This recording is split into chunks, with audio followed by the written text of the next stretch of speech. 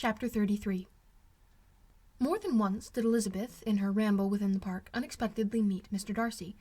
She felt all the perverseness of the mischance that should bring him where no one else was brought, and to prevent its ever happening again, took care to inform him, at first, that it was a favourite haunt of hers. How it could occur a second time, therefore, was very odd. Yet it did, and even a third. It seemed like wilful ill-nature, or a voluntary penance, for on these occasions it was not merely a few formal inquiries, and an awkward pause, and then away, but he actually thought it necessary to turn back and walk with her.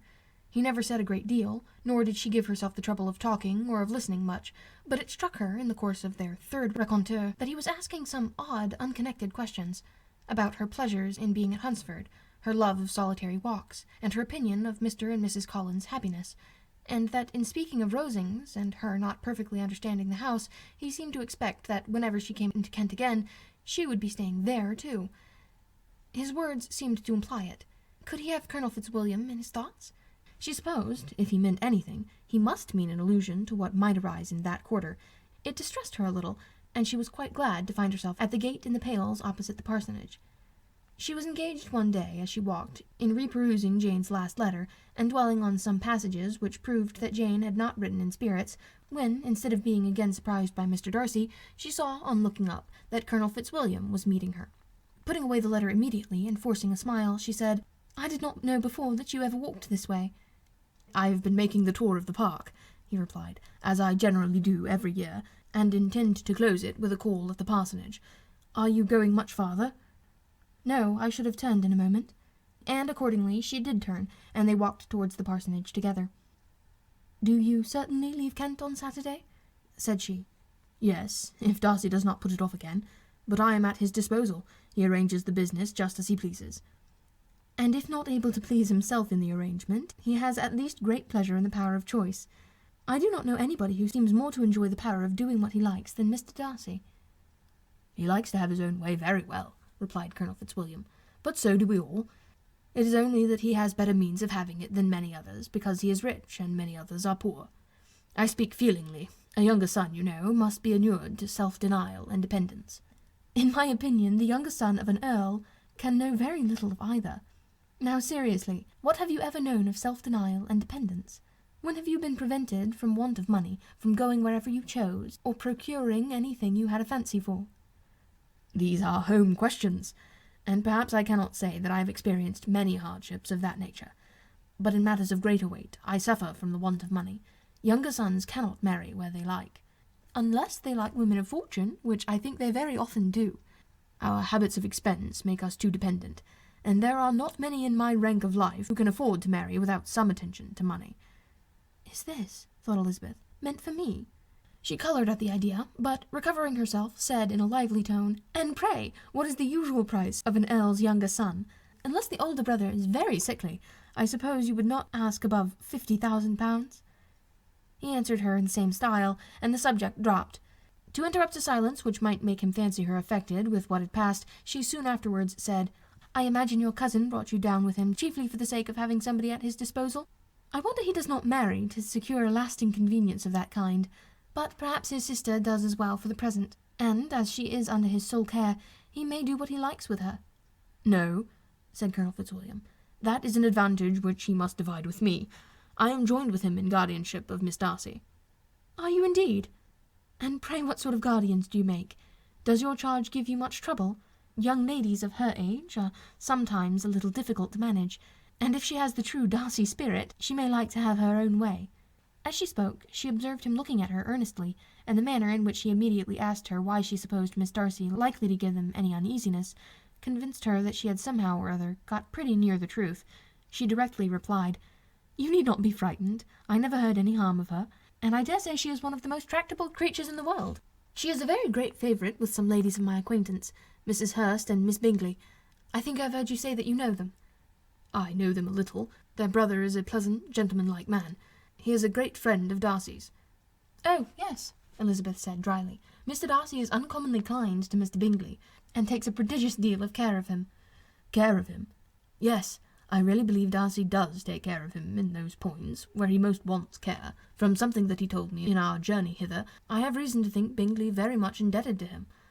But I ought to beg his pardon, for I have no right to suppose that Bingley was the person meant. It was all conjecture." "What is it you mean?" "It is a circumstance which Darcy, of course, would not wish to be generally known, because if it were to get around to the lady's family, it would be an unpleasant thing." "You may depend upon my not mentioning it." "And remember that I have not much reason for supposing it to be Bingley. What he told me was merely this, that he congratulated himself on having lately saved a friend from the inconveniences of a most imprudent marriage, but without mentioning names or any other particulars, and I only suspected it to be Bingley from believing him to be the kind of young man to get into a scrape of that sort, and from knowing them to have been together the whole of last summer." "Did Mr. Darcy give you his reasons for this interference?" "I understand that there were some very strong objections against the lady." "And what arts did he use to separate them?" "He did not talk to me of his own arts," said Fitzwilliam, smiling. "He only told me what I have now told you." Elizabeth made no answer, and walked on, her heart swelling with indignation. After watching her a little, Fitzwilliam asked her why she was so thoughtful. "I am thinking of what you have been telling me," she said. "Your cousin's conduct does not suit my feelings. Why was he to be the judge?" "You are rather disposed to call his interference officious." "I do not see what right Mr. Darcy had to decide on the propriety of his friend's inclination, or why, upon his own judgment alone, he was to determine and direct in what manner that friend was to be happy. But," she continued, recollecting herself, "as we know none of the particulars, it is not fair to condemn him. It is not to be supposed that there was much affection in the case." "That is not an unnatural surmise," said Fitzwilliam, "but it is lessening the honour of my cousin's triumph very sadly." This was spoken jestingly, but it appeared to her so just a picture of Mr. Darcy that she would not trust herself with an answer, and, therefore, abruptly changing the conversation, talked on indifferent matters till they reached the parsonage. There, shut into her own room, as soon as their visitors left them, she could think without interruption of all that she had heard.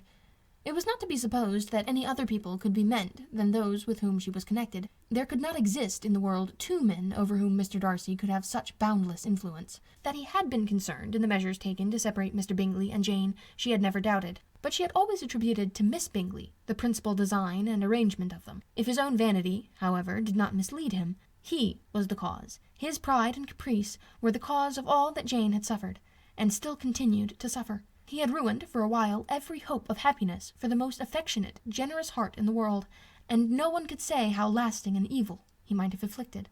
"There were some very strong objections against the lady," were Colonel Fitzwilliam's words, and these strong objections probably were her having one uncle who was a country attorney, and another who was in business in London. "To Jane herself," she exclaimed, "there could be no possibility of objection, all loveliness and goodness as she is. Her understanding excellent, her mind improved, and her manners captivating. Neither could anything be urged against my father, who, though with some peculiarities, has abilities which Mr. Darcy himself need not disdain, and respectability which he will probably never reach." When she thought of her mother, indeed, her confidence gave way a little, but she would not allow that any objections there had material weight with Mr. Darcy, whose pride, she was convinced, would receive a deeper wound from the want of importance in his friend's connections than from their want of sense, and she was quite decided at last that he had been partly governed by this worst kind of pride, and partly by the wish of retaining Mr. Bingley for his sister.